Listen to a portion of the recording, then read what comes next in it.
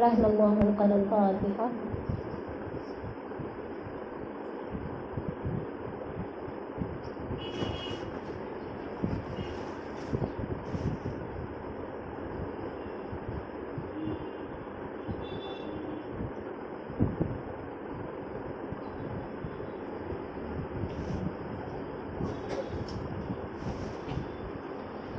لا حول ولا قوة إلا بالله العلي العظيم.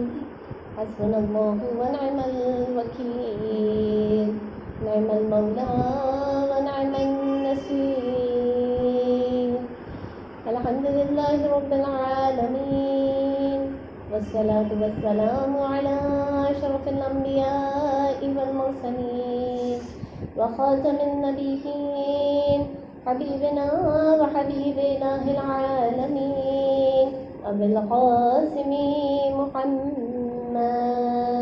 اللهم صل على محمد وآل محمد وعلى آله الطيبين الطاهرين المعصومين المظلومين على غرر الميامين، لا سيما بقية الله في الأرضين وحجته على الخلائق أجمعين، سيدنا ومولانا وصاحب نعمتنا وولي عصرنا مهدي هذه الأمة وطاووس أهل الجنة الحجة بن الحسن العسكري،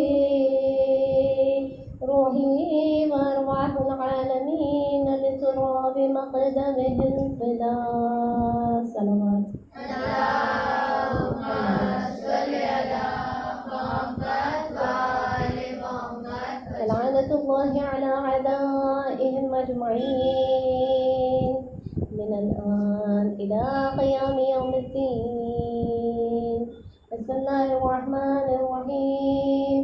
اللهم كن لوليك الحجة بن الحسن صلواتك عليه وعلى آبائه في هذه الساعة وفي كل ساعة، وليا وحافظا وقائدا وناصرا ودليلا وعينا، حتى تسكنه أرضك طوعا وتمتعه فيها طويلا.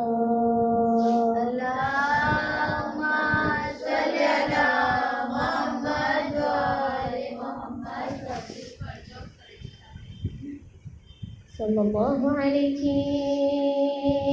يا بنت رسول الله،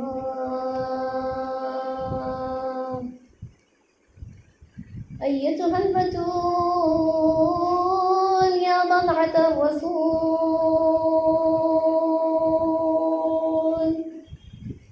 أيتها الصديقة الشهيدة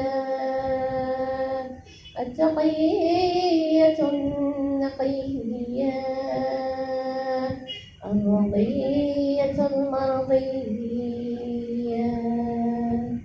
تفاحة الفردوس والخلد، يا فاطمة الزهراء، يا بنت محمد، يا قرة عين الرسول، يا سيدتنا ومولاتنا، إنا توجهنا واستشفعنا وتوسلنا بك إلى الله، وقدمناك بين يدي حاجاتنا، يا وجيهة عند الله، اشفعي لنا عند الله، يا وجيهة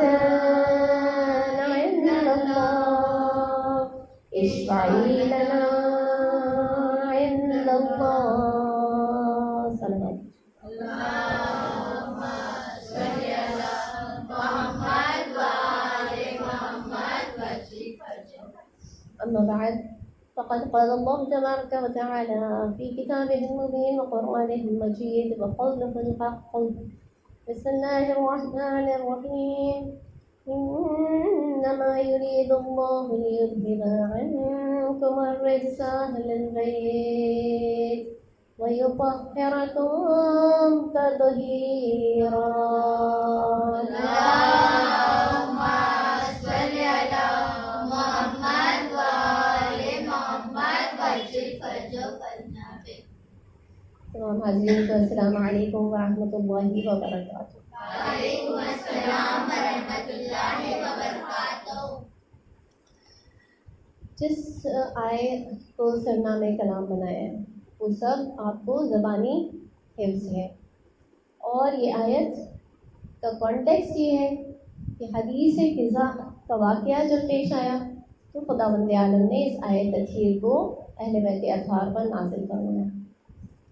حدیث قصہ ایک ایسی حدیث ہے، ایک ایسا بیان ہے جس کے لیے ہمیں یہ ملتا ہے کہ جس بزم میں بھی یہ حدیث قصہ کی تلاوت کی جاتی ہے وہاں پر ملائکہ کی آمد و رفت ہوا کرتی ہے، ملائکہ کا آنا جانا وہاں پر جاری و ساری رہتا ہے. اور نہ صرف یہ کہ ملائکہ کا آنا جانا جاری و ساری رہتا ہے، بلکہ جہاں پر حدیث قصہ پڑھی جا رہی ہوتی ہے وہاں پر رسول خدا امیر المومنین فاطمۃ الزہراء، امام حسن، امام حسین علیہم السلام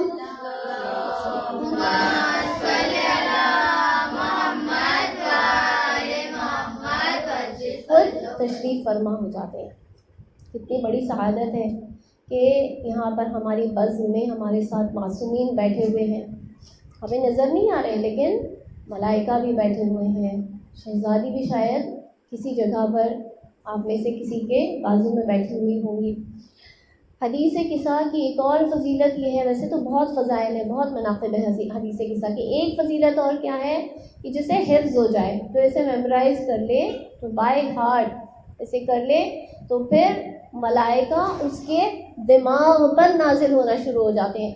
اب سوچئے کہ جن کے دماغ پر ملائکہ جیسی معصوم ہستیاں نازل ہو رہی ہوں گی تو اسے کوئی دقت پیش نہیں آئے گی کوئی بھی چیز حفظ کرنے میں، اپنی پڑھائی کرنے میں، دینی پڑھائی ہو، دنیاوی پڑھائی ہو، وہ تمام چیزیں اسے بہت اچھی طرح سے یاد ہو جایا کریں گی. تو اس کی ایک فضیلت یہ ہے، انشاءاللہ آپ لوگ اسے آزما کے دیکھیں گے کہ حدیث قصہ آپ لوگ حفظ کر لیں، انشاءاللہ آپ کا ذہن بھی جو ہے، آپ کا مائنڈ جو ہے، آپ کا دماغ جو ہے وہ بہت تیز ہو جائے گا اگر اللہ نے چاہا تو.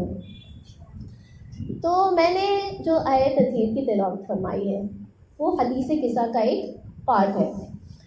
حدیث قصہ کی پوری سمری، اس کا نچوڑ، اس کا خلاصہ کیا ہے کہ جناب رسول خدا اور دیگر پنجتن پاک میں سے 4 ہستیاں جو ہیں شہزادی کے گھر میں تشریف فرما ہوتی ہیں. شہزادی جو ہے انہیں گھر میں داخل کرتی ہیں اور پھر ایک چادر اپنے بابا کو دیتی ہیں اور ان کے بابا جا کر چادر کے نیچے بیٹھ جاتے ہیں. اس کے بعد دیگر تمام پنجتن کے افراد جو ہیں اس چادر کے تحت چلے جاتے ہیں. جب سب کے سب چادر کے نیچے آ جاتے ہیں تو رسول خدا دعا کرتے ہیں. جب دعا کرتے ہیں تو جواب میں جبرائیل آیت لے کر نازل ہو جاتے ہیں، یہی آیت تھی، یہ نازل ہو جاتے ہیں اور اس کے بعد جو ہے ان کی طہارت اور صداقت کی گواہی خداوند عالم ہمیشہ کے لیے باقی رکھ دیتا ہے، قرآن کریم کے اندر درج ہوتا ہے. اچھا، اس حدیث قصہ میں نا بہت ساری چیزیں ہیں. ہو سکتا ہے کہ آپ کے ذہنوں میں یہ سوال آئے کہ وہ جو چادر تھی جو جناب سیدہ نے اپنے بابا کو دی تھی، وہ چادر کون سی کنٹری کی چادر تھی، ہے نا؟ ہو سکتا ہے نا آپ لوگ سوال کریں کون سی کنٹری کی چادر تھی، کون سے علاقے کی چادر تھی، کس برانڈ کی چادر تھی. تو ہم کو یہ سب جو ہے نا چھوٹے چھوٹے ڈیٹیلز میں نہیں جانا ہے. ہم کو کیا کس بات کی طرف اٹینشن پے کرنا ہے، کس بات کی طرف توجہ دینی ہے. چادر تھی تو کس کی چادر تھی؟ جناب سیدہ جیسی شخصیت کی چادر تھی. اور اس کے نیچے 5 پنجتن پاک جو ہے اس چادر کے نیچے آ گئے اور تب جبرائیل آیت کے ساتھ میں نازل ہوئے. تو اس کی طرف ہم کو جو ہے بڑے بڑے جو ڈیٹیلز ہیں نا اس کی طرف، جسے میکرو ڈیٹیلز کہتے ہیں، اس کی طرف ہم کو دھیان دینا ہے. چھوٹی چھوٹی بحثوں میں نہیں پڑھنا ہے کہ کہاں کی کون سی کنٹری کی تھی، کہاں سے اس کی اوریجن تھی، کس فیبرک کی بنی ہوئی تھی. تو یہ سب ڈیٹیلز پر ہم دھیان نہیں دیں گے، کیونکہ یہ ایک بہت ہی امپورٹنٹ حدیث ہے جو جناب شہزادی کونین نے ہم تک پہنچائی ہے. تو ہم کو سمجھنا چاہیے کہ اس میں شہزادی کونین ہمیں کیا پیغام، کیا میسج دینا چاہ رہی ہیں. اب پوری حدیث قصہ میں ہم کو کس کی طرف توجہ دلانا چاہ رہی ہیں جناب شہزادی کونین، کن معارف کی طرف توجہ دلانا چاہ رہی ہیں، وہ ہمیں جب بارہا بتاتی ہیں کون داخل ہو رہا ہے، کون میرے گھر تشریف لا رہا ہے، یعنی شخصیتیں کون ہیں، کون یہ پرسنالٹیز ہیں جو کہ جناب سیدہ کے گھر میں آ رہی ہیں. جناب سیدہ جب بتا رہی ہیں تو یعنی امپورٹنٹ ہے. تو جناب سیدہ کے گھر میں کون یہ حدیث قصہ میں جو ہے کس کس کا رول ہے، کس کس کا اہم کردار ہے؟ خود شہزادی کونین جو سیدۃ نساء العالمین ہے، تمام عورتوں کی سردار فاطمہ الزہرا سلام اللہ علیہ.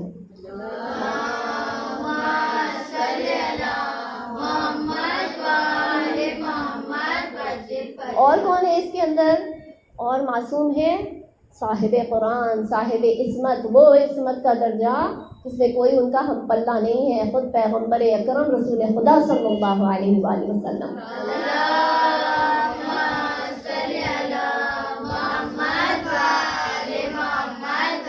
اور کون ہے؟ خطیب منبر سلمونی، مولائے مشکل کشا، امیر المومنین علی ابن ابی طالب.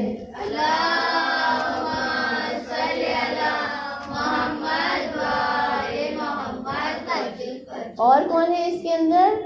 ان کے دو چھوٹے چھوٹے بچے، لیکن صرف چھوٹے چھوٹے بچے نہیں ہیں، معصوم ہیں سیدہ شباب اہل الجنہ امام حسن اور امام حسین علیہ السلام.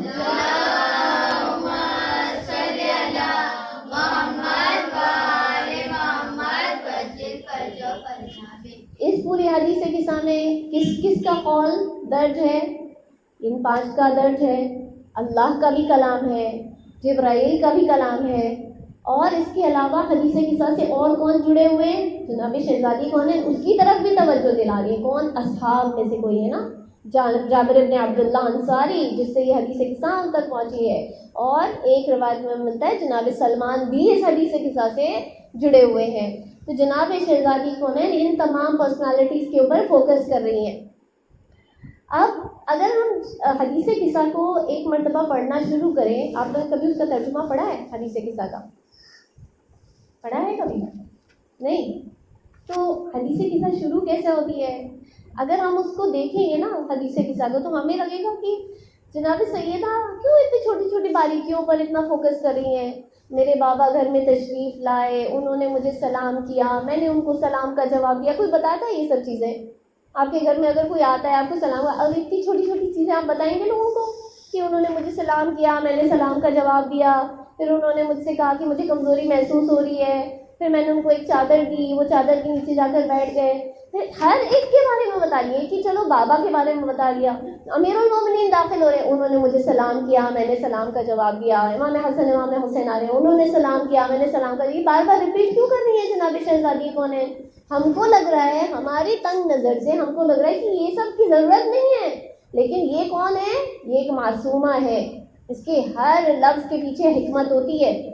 تو جناب شہزادی کونین شاید ہماری توجہ اس پوری حدیث قصہ میں کچھ ہڈن میسیجز ہیں، کچھ جو ہے چھپے ہوئے مخفی پیغامات ہیں، ان کی طرف توجہ دلانا چاہ رہی ہے. سب سے پہلا پیغام اس کے اندر کیا ہے؟ جب جناب شہزادی کونین فرماتی ہیں کہ میرے بابا داخل ہوئے، انہوں نے مجھے سلام کیا، میں نے سلام کا جواب دیا.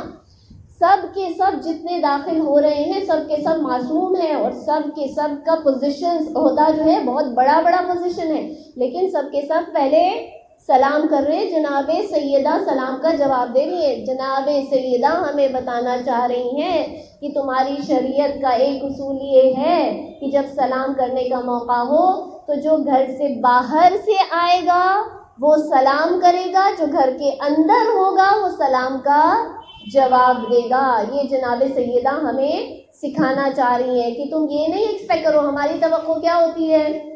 ہماری توقع یہ ہوتی ہے ہم سے چھوٹی ہے نا، یہ مجھے پہلے سلام کرے، میں اس کو نہیں سلام کروں گی. نہیں، اگر آپ باہر سے آ رہی ہیں، گھر میں چھوٹا بچہ ہے تو آپ پہلے سلام کریں گی، وہ چھوٹا بچہ گھر کا بعد میں آپ کو جواب دے گا. یہ ایک طریقہ بتایا ہے جناب سیدہ نے، ایک میسج پہنچایا ہے ہمیں.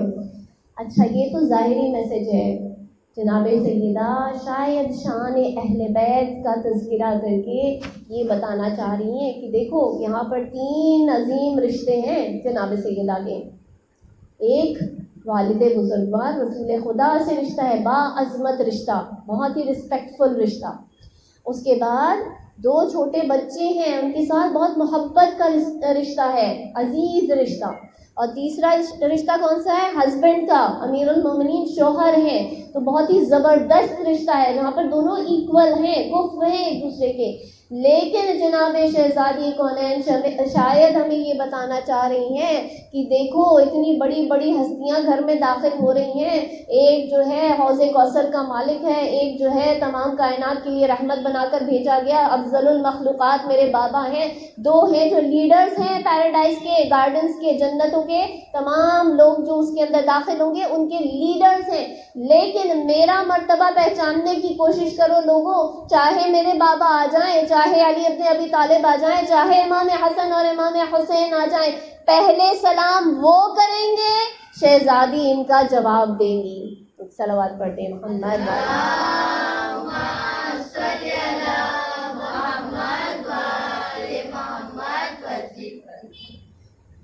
تو یہاں پر جناب شہزادی کون ہے؟ اپنا مرتبہ ظاہر کرنے کی کوشش کریں. دیکھو میں خاتون ہوں، میں عورت ہوں، اس لیے میرے مرتبے کو ہلکا نہیں سمجھنا.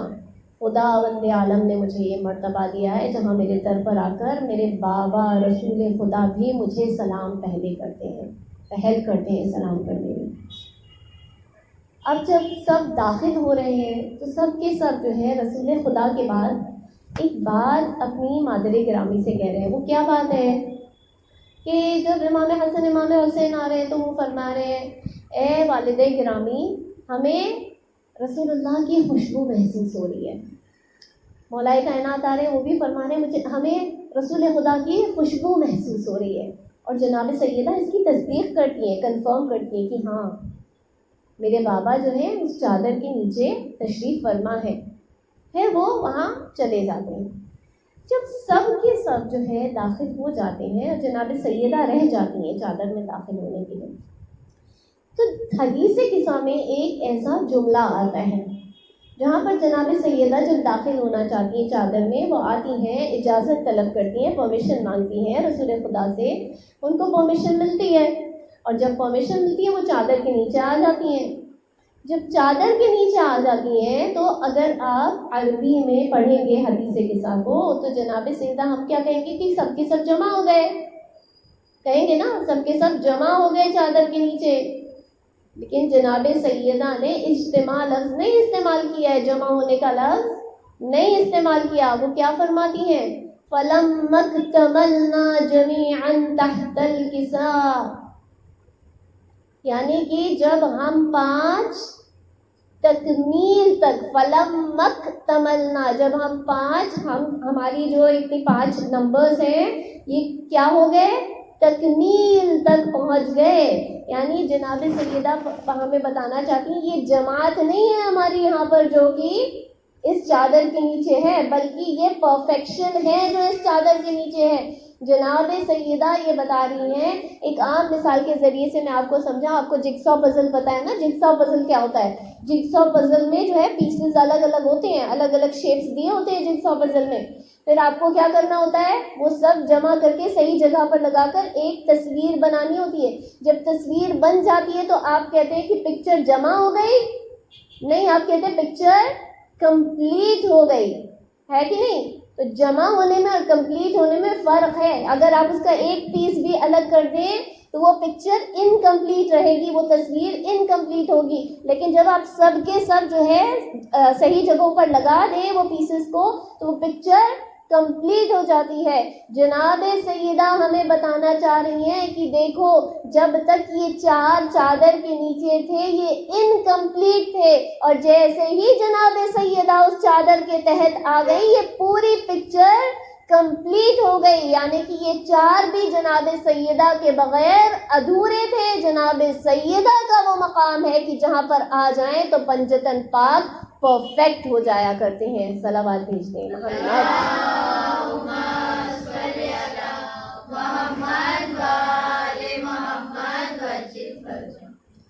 تو جناب سیدہ نے بتایا کہ ہم جو ہے پرفیکٹ ہو گئے، اس میں سے ایک بھی الگ ہو جائے گا تو امپرفیکٹ ہو جائیں گے، کمپلیٹ نہیں ہو جائیں گے، انکمپلیٹ رہ جائیں گے۔ یہ 5 ملا کر پرفیکشن تک لے کر جاتے ہیں، کامل ہو جاتے ہیں۔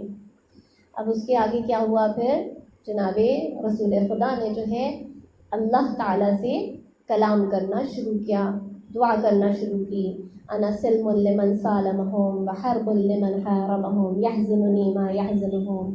تو کیا فرما رہے ہیں رسول خدا کہ جو بھی ان کے ساتھ پیسفلی رہے گا، میں بھی ان کے ساتھ پیس میں ہوں، امن و امان میں ہوں، اور جو ان کے ساتھ جنگ کرے گا، ان کو ناراض کرے گا، تو میں بھی اس کے خلاف جنگ میں کھڑا ہو جاؤں گا۔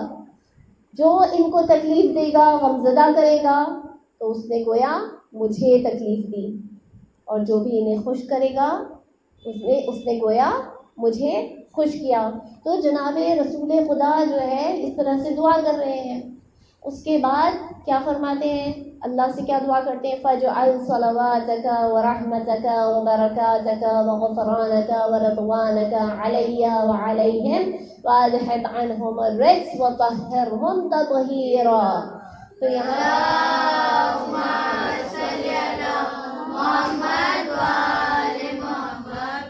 اے پروردگار یہ سب مجھے بہت عزیز ہیں، لہٰذا تو اپنی صلوات، اپنی رحمت، اپنی برکت، اپنی رضا اور اپنی مغفرت جو ہے ان کے اوپر نازل فرما دے، مجھ پر اور ان کے اوپر نازل فرما دے، اور ان سے تمام رزق کو، تمام نجاستوں کو دور کر دے۔ یہ رسول خدا نے دعا کی، یہاں پر یہ دعا کمپلیٹ ہوئی۔ اب ہم جب آگے صلوات پڑھ کے آگے بڑھ جاتے ہیں، ٹھیک ہے، جلدی جلدی ہم حدیث کے سامنے آگے بڑھ جاتے ہیں کہ کیا ہوا اس کے بعد؟ فقال اللہ تعالیٰ، یہاں پر رسول خدا کی دعا کمپلیٹ ہوئی، فقال اللہ تعالیٰ۔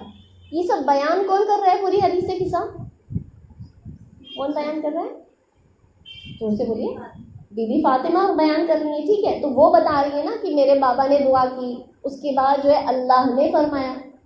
یہاں پر جناب سیدہ کے کلام میں زمین و آسمان کا فرق آ گیا۔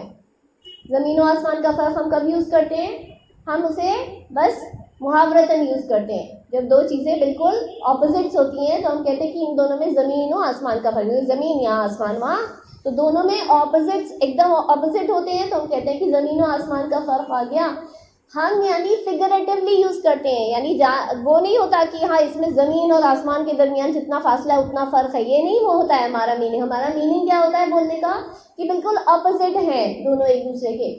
لیکن جناب سیدہ کے کلام میں ابھی واقعی لٹرلی زمین و آسمان کا فرق آ گیا۔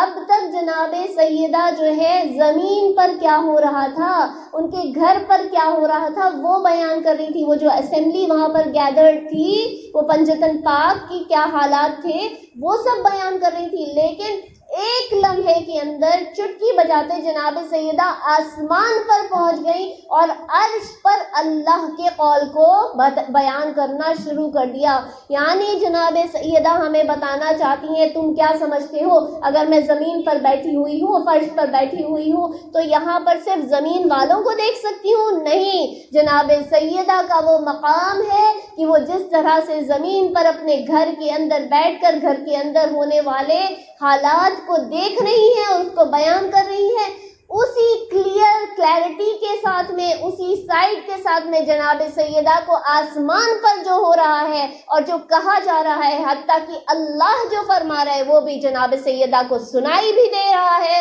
اور دکھائی بھی دے رہا ہے۔ صلوات پڑھتے ہیں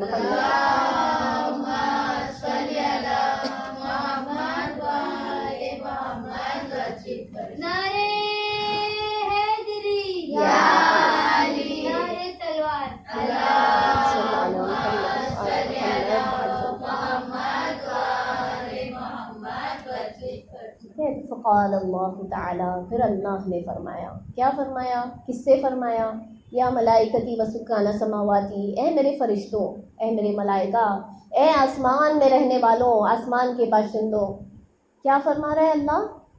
انی ما خلقت السماء مبنیۃ ولا ارضا مدحیہ ولا قمرا منیرا ولا شمسا مضیہ ولا فلکا یدور ولا بحرا یجری ولا فلکا یسری الا فی محبتی ہؤلاء الخمسۃ الذین هم تحت الکساء.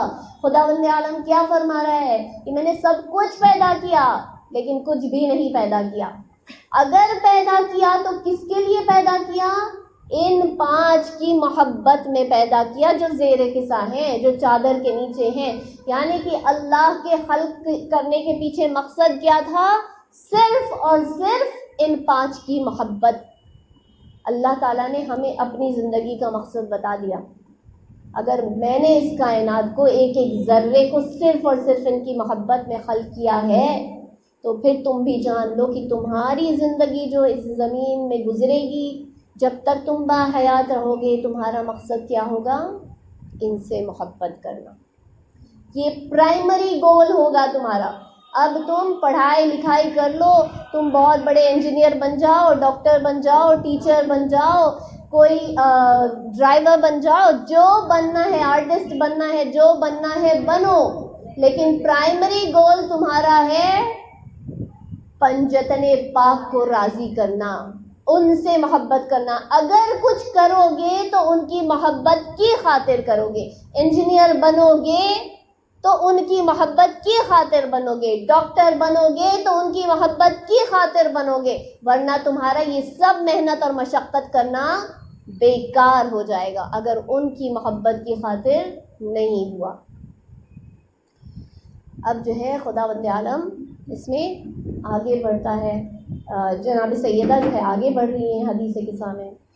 کس سے اللہ مخاطب ہے؟ ملائکہ سے اور تمام آسمان کے رہنے والوں سے. تو آسمان میں بہت سارے مخلوقات ہیں. آسمان میں حوریں ہیں، آسمان میں ملائکہ ہیں، آسمان میں روحیں ہیں، پوری ایک روحوں کی ایک الگ دنیا ہے. تو یہ کافی ساری جو ہے وہاں پر مخلوقات ہیں اور بھرے ہوئے ہیں 7 آسمان ان سے. اللہ ان سب کو مخاطب کر رہا ہے، یعنی سب کو جمع کر لیا ہے اللہ نے اور سب کو ایڈریس کر رہا ہے خداوند عالم. پوری تاریخ میں، پوری ہسٹری میں دیکھیے کہ یہ جو جماعت تھی ملائکہ کی اور تمام آسمانی مخلوقات کی، یہ صرف 2 مرتبہ ہمیں ہسٹری میں ملتی ہے کہ جمع ہوئے ایک ساتھ. 2 مرتبہ. پہلی مرتبہ جب حضرت آدم کو اللہ نے خلق فرمایا. حضرت آدم کو خلق فرمایا، پھر کیا کہا؟ تمام ملائکہ سے، تمام جو جتنے آسمانی باشندوں تھے ان سے کیا کہا؟ سجدے میں گر جاؤ. جب روح پھونکی تو کہا سجدے میں گر جاؤ آدم کے سامنے. یعنی سب کے ساتھ سب جمع ہوئے تھے یا نہیں ہوئے تھے؟ کیونکہ اللہ ایڈریس کر رہا ہے تو انہیں اللہ کی طرف اٹینشن پے کرنا ہے. اب ان کا جو بھی کام ہو، چاہے رکوع میں رہنا ہو، چاہے سجود میں رہنا ہو، چاہے اپنے پر پھیلا کے رہنا ہو، چاہے بارش گرانا ہو، یہ سب چھوڑو. اللہ ابھی مخاطب ہے تو سب کے سب اللہ کی طرف توجہ دو. یعنی ایک پوری اسمبلی، پوری گیدرنگ بنی ہوئی ہے ابھی اللہ کے سامنے. اور دوسرا موقع کب تھا؟ جب پنجتن پاک سائے تطہیر میں آ گئے، زیر کسا آ گئے. لیکن کیا ہوا تھا فرسٹ ٹائم جب تمام ملائکہ کو جمع کیا تھا اور انہیں حکم دیا تھا کہ آدم کو سجدہ کرو، تو ان تمام آسمانی باشندوں کے درمیان ایک ایسا گھس آیا تھا جس نے اپنے نفاق کو ظاہر کر دیا. ظاہراً بتا رہا تھا میں خدا کا بہت بڑا عبادت گزار ہوں، لیکن اندر نفاق چھپا ہوا تھا، اندر دوغلاپن جسے کہتے ہیں وہ چھپا ہوا تھا اس کے اندر. اور جب اللہ نے جیسے ہی حکم دیا کہ سجدہ کرو، اس نے سجدہ کرنے سے انکار کیا. آپ سمجھ گئے میں کس کی بات کر رہی ہوں؟ شیطان کی بات کر رہی ہوں. تب تک تو بڑا عبادت گزار تھا، لیکن جیسے ہی اللہ نے حکم دیا آدم کے سامنے سجدہ کرو، اب اس کا نفاق سامنے آ گیا. میں نہیں سجدہ کرنے والا، میں نہیں سجدہ کروں گا. تو یعنی ایک ایسا گھس آیا تھا. اچھا دیکھیں، جب ہم مجلس پڑھتے ہیں، محفل جشن وغیرہ جو ہے منعقد کرتے ہیں، ابھی آپ سب لوگ یہاں بیٹھے ہوئے ہیں، تو کب اچھا لگتا ہے؟ جب ایک ساتھ سیم ایمان رکھنے والے لوگ ہوں، سب مومن بیٹھے ہوئے. تبھی ہم جب مولا کے فضائل پڑھیں گے، شہزادی کے فضائل پڑھیں گے تو اچھا لگے گا، لطف آئے گا ہمیں. اسی طرح سے مصائب جب پڑھے جائیں گے تو ہمیں تکلیف ہوگی، ہمیں جو ہے غم کا احساس ہوگا. تو سب ایک جیسے لوگ بیٹھے ہوتے ہیں یا ایک جیسے لوگ گیدرڈ ہوتے ہیں تبھی اچھا لگتا ہے. اب ملائکہ بھی پتہ نہیں کتنے عرصے سے انتظار کر رہے تھے کہ ہم سب ایک ساتھ ملاقات کریں.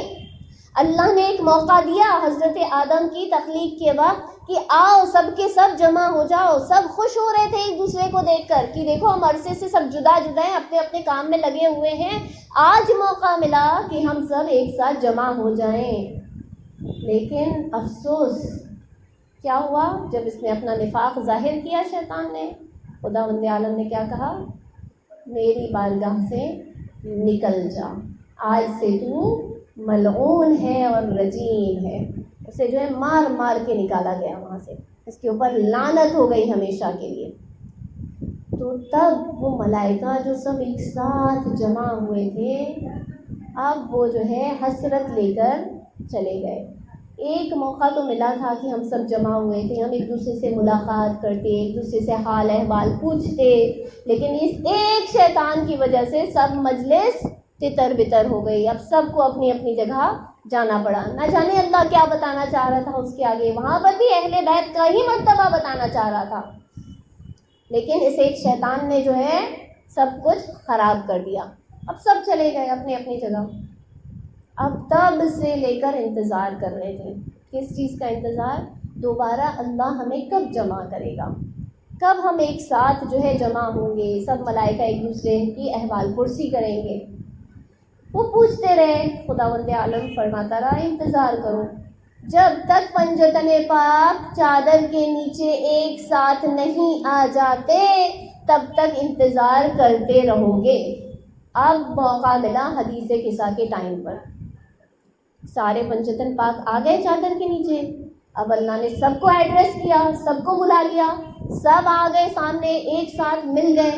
اب مل گئے اور اللہ نے فرمایا اللہ فی محبت ہؤلاء الخمسۃ الذین هم تحت القدم. کائنات کس کے لیے خلق فرمائی؟ صرف ان 5 کی محبت میں. اب کوئی جو ہے آگے بڑھ کے سوال نہیں کر رہا, اے اللہ یہ 5 ہیں کون؟ تو ہم کو معلوم ہے نا 5 کون ہیں, وہ تو جناب سیدہ نے بتایا تب جا کے پتہ چلا ہمیں.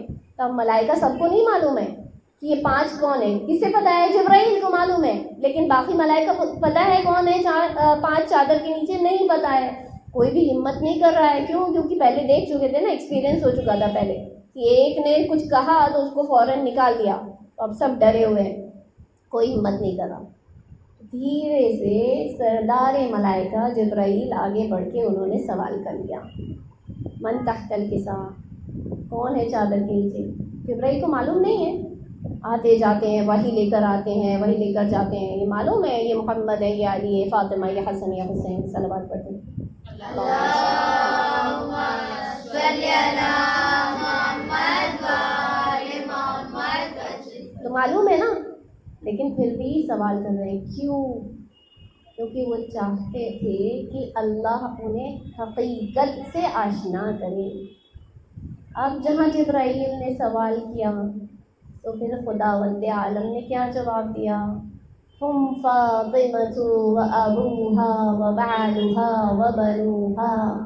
وہ فاطمہ ہے, وہ ان کے بابا ہیں, وہ ان کے شوہر ہیں, وہ ان کے بچے ہیں.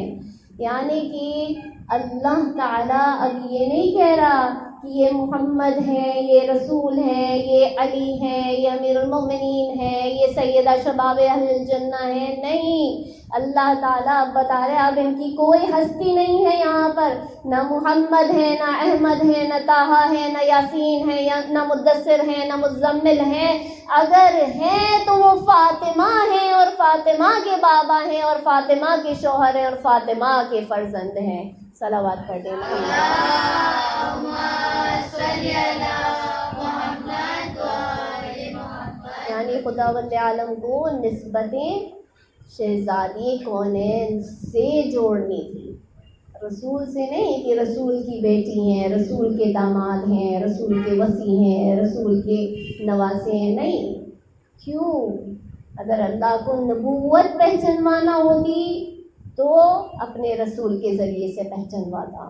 اگر اللہ کو ولایت پہچانوانا ہوتی تو امیر المومنین کے ذریعے سے پہچانوا تھا، لیکن اللہ یہاں پر ہم اس آیت کو کیا کہتے ہیں؟ آیت تطہیر، اللہ کو طہارت پہچانوانا تھی، اور وہ جناب سیدہ سے زیادہ طیب و طاہر کوئی تھا ہی نہیں، اس لیے کہ جناب سیدہ وہ شخصیت ہے جس کے لیے رسول کو معراج پر بلایا گیا، اور معراج پر جانے کے بعد جبرائیل نے انہیں ایک پھل دیا جس سے جناب سیدہ کا نور رسول اللہ کے اندر داخل ہوا، اور صرف ایک جناب خدیجہ جیسی خاتون سے گزر کر جناب سیدہ اس دنیا میں آئی ہیں، ورنہ دیگر جتنے نبی جتنے معصوم گزرے سب کے سب کئی صلبوں سے کئی ماؤں سے گزرتے ہوئے اس دنیا میں آئے ہیں۔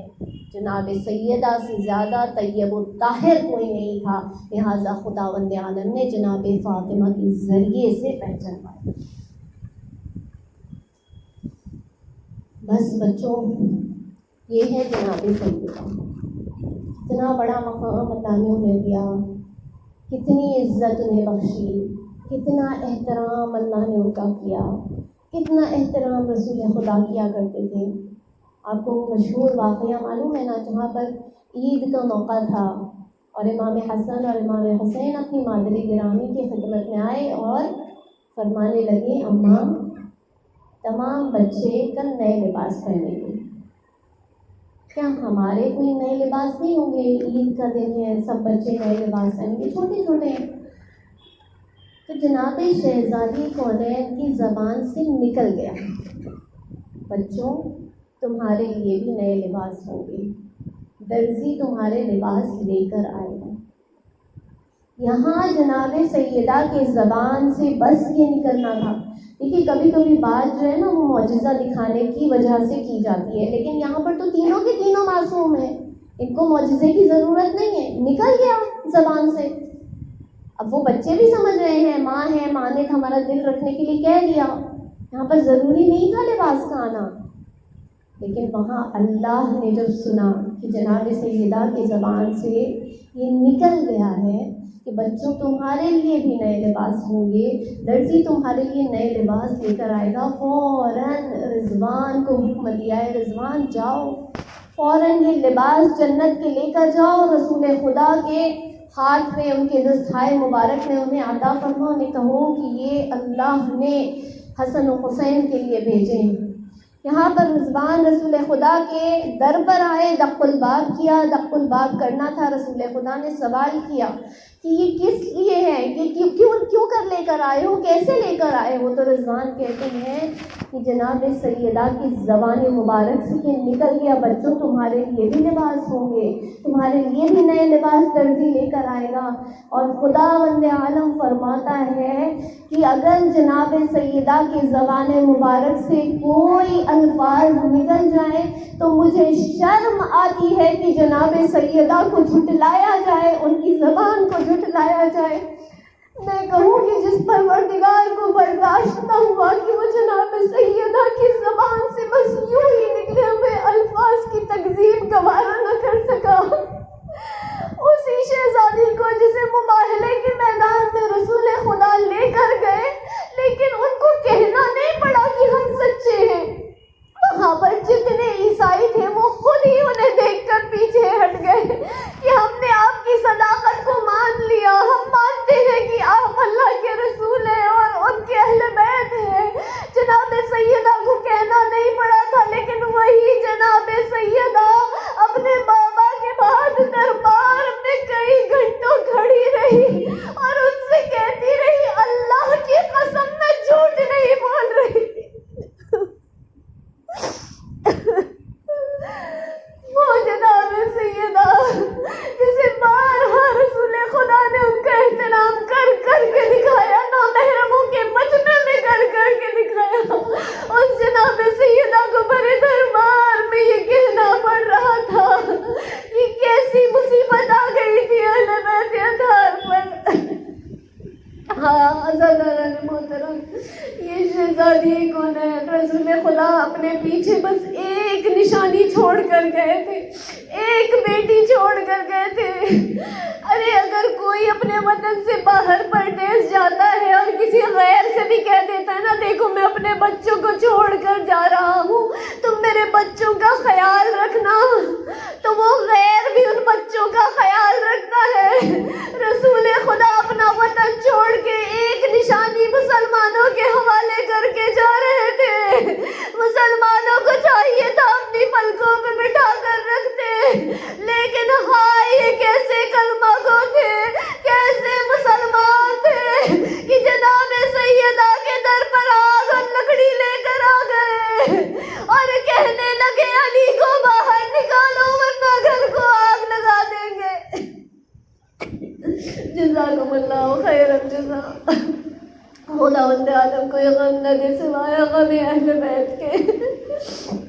ارے یہ کیسے مسلمان تھے کہ جہاں رسول خدا نے تمام دروازوں کو بند کیا تھا اور جناب سیدہ کے گھر کے دروازے کو مسجد نبوی میں کھول دیا تھا، انہی مسلمانوں نے اس دروازے کو بند بھی کیا، اس میں آگ بھی لگائی۔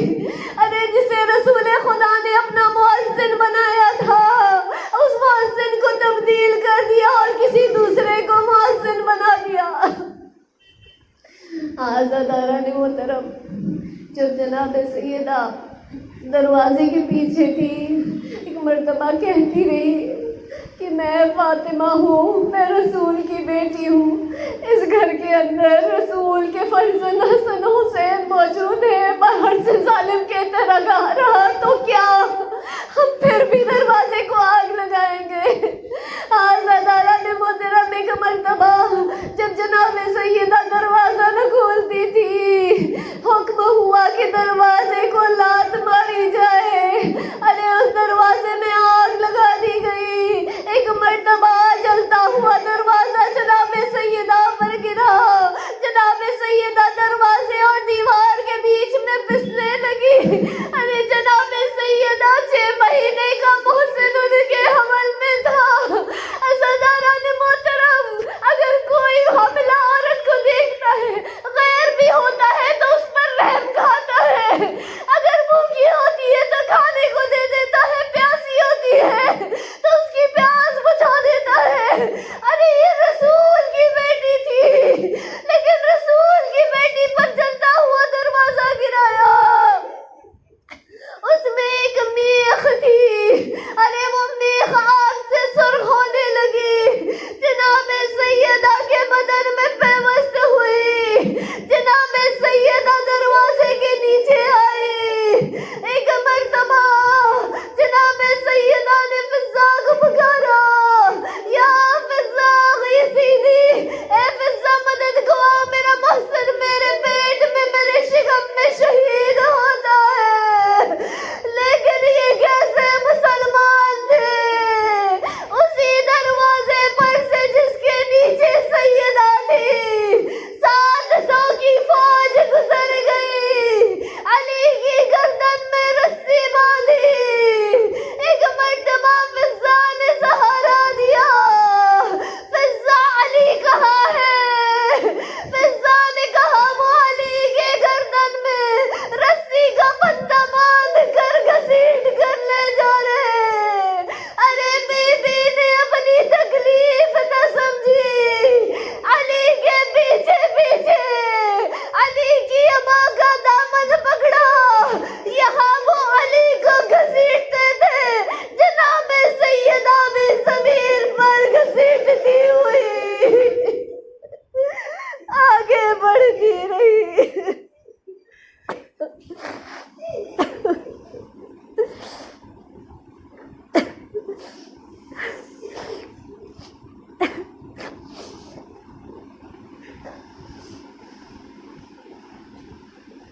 انا للہ و انا الیہ راجعون۔ وسيعلم الذين ظلموا أي منقلب ينقلبون۔